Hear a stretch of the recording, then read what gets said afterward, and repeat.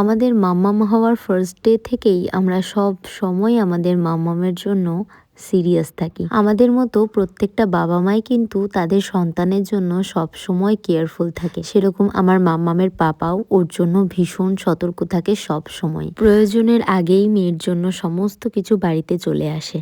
আর আমি সব সময় চেষ্টা করি ডক্টর কনসাল্ট করে মাম্মামকে সব কিছু করানো, যেমন ওর ওঠা বসা শোয়া খাওয়া, ফার্স্ট সলিড স্টার্ট কিভাবে কি করব, জল খাওয়াবো কতটুকু, জল গরম করে খাওয়াবো না ঠান্ডা খাওয়াবো, কি পরিমাণে কি খাওয়াবো, প্রত্যেকটা জিনিস কিন্তু আগে আমি স্যারের সঙ্গে কন্ট্যাক্ট করি, আলোচনা করি, মেসেজ করি। আমরা দুজন মিলে কনসাল্ট করে যেটা ভালো মন্দ বুঝি সেইটাই আমি আমার মাম্মামের উপর অ্যাপ্লাই করি। নিজে থেকে কখনোই আমি ডাক্তারি করিনি আর করতেও চাই না। বেবির যাতে একটু কষ্ট না হয় সে ফার্স্ট ডে থেকে তাই ওর পাপা চেয়েছে, স্যারের সঙ্গে আলোচনা করেছে, স্যার যেটা ভালো হয় সেটা আপনি আমাদের মেয়ের জন্য আমাদেরকে সাজেস্ট করবেন। স্যারও ঠিক সেইভাবেই আমাদেরকে নিজের মতো করে প্রথম দিন থেকে ট্রিটমেন্ট দেয়। আর এই যে আমি আমার মাম্মামকে প্রত্যেকটা জিনিস ডক্টর কনসাল্ট করে করাই, এই নিয়ে আমাকে অনেকে প্রশ্ন করে যে সবসময় এত ডাক্তার ডাক্তার কেন করিস, এই যে তোরা বাচ্চা নিয়ে ডাক্তার নিয়ে এত আদিক্ষেতা করিস, আগেকার দিনে কি ছিল বলতো?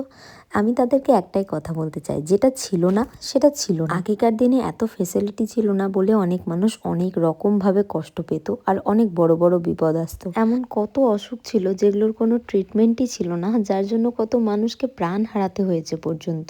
তুলনা যখন করছোই তাহলে প্রত্যেকটা জিনিসের সঙ্গেই তুলনা করো। হ্যাঁ, আমরা আমাদের বেবির জন্য একটু বেশি কেয়ারফুল, তাই আমরা সবকিছু নিয়ে এত বেশি আদিক্ষেতা করি। এই যেমন কালকে প্রায় অর্ধেক রাত পর্যন্ত মামাম ভীষণভাবে ছটপট করছিল, কান্নাকাটি করছিল, তাই আমরা ভীষণভাবে চিন্তিত হয়ে পড়েছিলাম। সকাল হতে না হতেই এক ফোঁটা দেরি না করে স্যারের কাছে চলে গিয়েছিলাম। আর স্যারের কাছে যেতে না যেতেই আমাদের সমস্ত টেনশন ম্যাজিকের মতো গায়েব হয়ে গেল। এটাই ভীষণ জটিল হয়ে উঠতো, 10 রকমের ওষুধ খাওয়াতে হতো যদি আমি স্যারের কাছে না যেতাম। স্যারের কাছে যাওয়াতে মেয়েকে একটা ওষুধও দিতে হয়নি, একদম সিম্পল ভাবে বুঝিয়ে দিল আর মামাম সারা দিনের মতো আবারও ফিট হয়ে গেল। এবারে তোমরাই বলো কোনটা ভালো হলো, এই যে মামামকে কোনো ওষুধ না দিয়ে আবারও আগের মতো ফিট হয়ে গেল এইটা, নাকি আমি মামামকে ফেলে রেখে 10 রকমের ওষুধ দিতাম, টেনশন করতাম, এইটা?